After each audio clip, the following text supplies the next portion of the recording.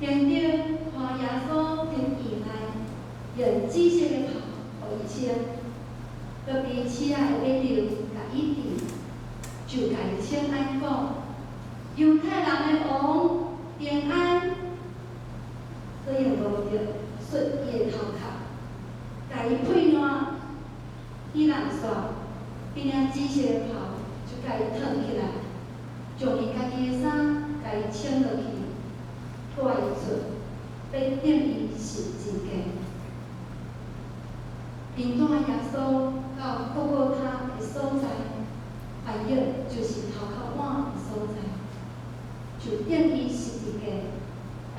本伊的衣服，条口看啥物人你着啥物，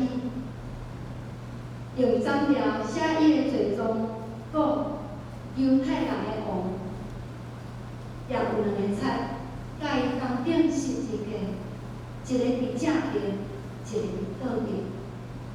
经过的人亵渎伊，大声讲，伊要救别人，也袂为救家己。